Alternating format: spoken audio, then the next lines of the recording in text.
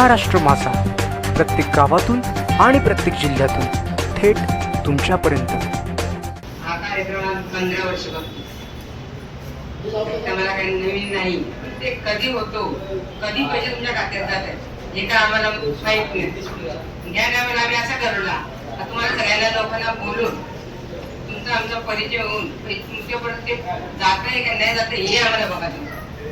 कर्मचारी म्हणजे यावेळेला चांगलं काम केला, तुम्ही सगळे आली नगराध्यक्षा सौ पुष्पाताई दगडे यांचे जनहिताचे नेतृत्व पुन्हा ठळक। अपंग बांधवांना अनुदान वाटपातून सामाजिक बांधिलकीचा आदर्श।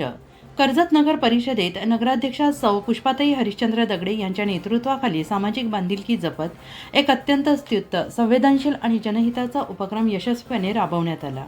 या उपक्रमाअंतर्गत शहरातील अपंग बांधवांना अनुदानाचे वितरण करण्यात आले असून या उपक्रमामुळे गरजू नागरिकांना मोठा दिलासा मिळाला आहे। या प्रसंगी नगराध्यक्षा सौ पुष्पाताई दगडे, उपनगराध्यक्ष संतोष पाटील, सर्व नगरसेवक नगरसेविका तसेच नगर परिषद कर्मचारी मोठ्या संख्येने उपस्थित होते। सगळ्यांच्या सहकार्यामुळे हा उपक्रम अत्यंत शिस्तबद्ध, नियोजनबद्ध आणि प्रभावीपणे पार पडला। नगराध्यक्षा सौ पुष्पाताई दगडे यांनी नेहमीप्रमाणे समाजातील वंचित, गरजू आणि विशेष घटकांप्रती असलेली आपली बांधिलकी पुन्हा एकदा कृतीतून दाखवून दिली। त्यांच्या नेतृत्वाखाली राबवण्यात येणारे असे उपक्रम हे केवळ शासकीय प्रशासकीय जबाबदारीपुरते मर्यादित नसून त्यामागे समाजसेवेची खरी भावना असल्याचे या कार्यक्रमातून स्पष्ट झालं। उपक्रमाच्या यशस्वी अंमलबजावणीमध्ये नगरपरिषद कर्मचाऱ्यांचे योगदान विशेष उल्लेखनीय ठरले। कर्मचाऱ्यांनी घेतलेली मेहनत, सूक्ष्म नियोजन, वेळेचे भान आणि तत्परता यामुळे संपूर्ण कार्यक्रम सुरळीतपणे पार पडला।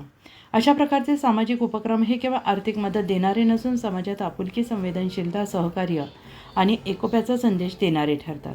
कर्जत नगर परिषदेच्या माध्यमातून राबवण्यात आलेल्या या उपक्रमामुळे नगराध्यक्षा सौ पुष्पाताई दगडे यांचे सर्व स्तरातून कौतुक होत असून त्यांच्या कार्यपद्धतीबद्दल नागरिकांमध्ये समाधान आणि आदर व्यक्त केला जातो आहे। महाराष्ट्र माझासाठी जगदीश दगडे, रायगड, कर्जत। महाराष्ट्र माझाला सबस्क्राईब करा आणि बाजूचा बेल आयकॉन प्रेस करून मिळवा आपल्या परिसरातील ठळक आणि ताज्या घडामोडी।